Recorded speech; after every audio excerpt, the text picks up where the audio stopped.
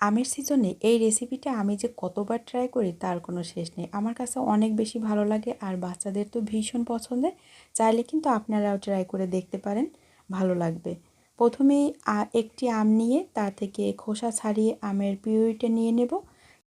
এইদিকে একটি Blender jug নিয়েছি, তার ভিতরে আমের পুরো অংশটা দিয়ে দেব আর তার সাথে দিয়ে দেব 1/4 কাপ পরিমাণে চিনি। চিনিটা আপনাদের টেস্ট অনুযায়ী দিবেন, বাড়িয়ে অথবা কমিয়ে। এখন চিনি আর আমটা ভালোভাবে ব্লেন্ড করে নিতে হবে।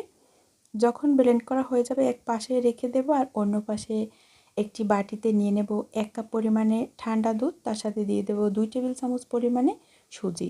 দুধটা আমি আগে থেকেই জাল করে রেখেছিলাম। এর সাথে অ্যাড করব 2 টেবিল চামচ পরিমাণে গুঁড়া দুধ। চাইলে গুঁড়া দুধের পরিমাণটা আরেকটু বাড়ানো যাবে, তাহলে খেতে অনেক বেশি ভালো লাগবে। এখন সুজি আর দুধ ভালোভাবে একটু মিশিয়ে রেখে দেব। তার সাথে দিয়ে দেব প্রায় 1.5 টেবিল চামচের মতো রান্নার রেগুলার তেল আর 1 চামচের থেকে একটু বেশি হবে লেবুর রস। এখন সব কিছু আবারও একটু ভালোভাবে মিশিয়ে নিতে হবে।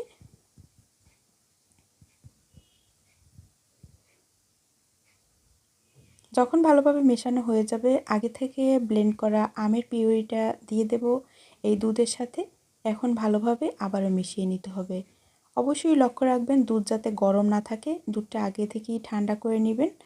না হয় দেখা যায় দুধের সাথে কিন্তু গরম দুধের সাথে আম মেশানোর ফলে অনেক সময় কিন্তু দুধটা ছড়া বেঁধে যায়। এখন আবারও সব কিছু ভালোভাবে মিশিয়ে নিতে হবে। এই পর্যায়ে দিয়ে দেব আমি 1 কাপের মতো ময়দা অথবা আটাও দিতে পারেন, তবে আমি ময়দা ইউজ করছি। এর সাথে দিয়ে দেব 1/2 চামচের থেকে একটু বেশি আছে বেকিং পাউডার, বেকিং সোডা না কিন্তু। এখন এই আম আর ময়দাটা ভালোভাবে মিশিয়ে নিতে হবে।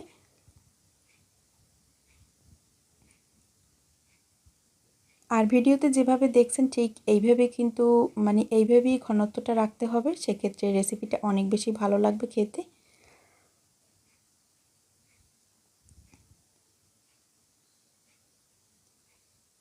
এখন সব কিছু ভালোভাবে মেশানো হয়ে গেছে আর আপনাদের একটু ঘনত্বটা আমি দেখিয়ে দেব।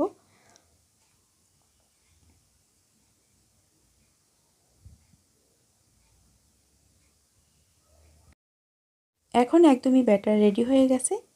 আর এইদিকে স্টিলের আমি 4টা বাটি নিয়েছি এরকম।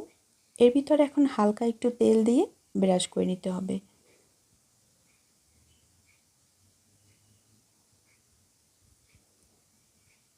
আপনারা চাইলে কিন্তু এই কাজটা ফ্রাই প্যানেও করতে পারবেন, সেক্ষেত্রেও খেতে অনেক বেশি মজার হয়, তবে আমি বাটিতে করছি।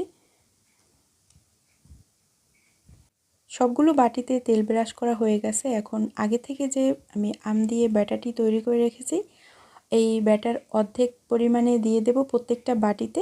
আর একদম ভরে দেওয়া যাবে না, সেক্ষেত্রে দেখা যায় এটা ফুলে অনেকটাই বেশি হয়ে যাবে। আর এদিকে একটি স্টিলের হাঁড়িতে আমি একটি স্ট্যান্ড বসিয়ে তার ভিতরে একটি প্লেট দিয়েছি স্টিলের, যাতে সরাসরি তাপটা না লাগে। এরপরে ঢেকে আমি বেক করে নেব ঘড়ি ধরা ঠিক 30 মিনিটের মতো। 30 মিনিট পর দেখেন কত কিউট কিউট ম্যাঙ্গো কেক তৈরি হয়ে গেছে। আশা করি আজকের রেসিপিটা অনেক বেশি ভালো লাগবে আপনাদের কাছে। আর একটু আমি চেক করেও দেখিয়ে দিই যে ভেতর থেকে কতটা কুক হয়েছে। এই ম্যাঙ্গো কেকটা কিন্তু বাচ্চাদের অনেক বেশি পছন্দ। দেখেন বানানোর সাথে সাথে কিন্তু একটি কেক খাওয়াও হয়ে গেছে। এখন মোল্ড আউট করে নেব। চাইলে বিকেলের নাস্তায় কিন্তু আপনি বাচ্চাদের ঝটপট এরকম ম্যাঙ্গো কেক তৈরি করে দিতে পারেন। আশা করি আজকের রেসিপি ভালো লাগবে। দেখা হবে নতুন পর্বে। সবাই ভালো থাকবেন। আল্লাহ হাফিজ।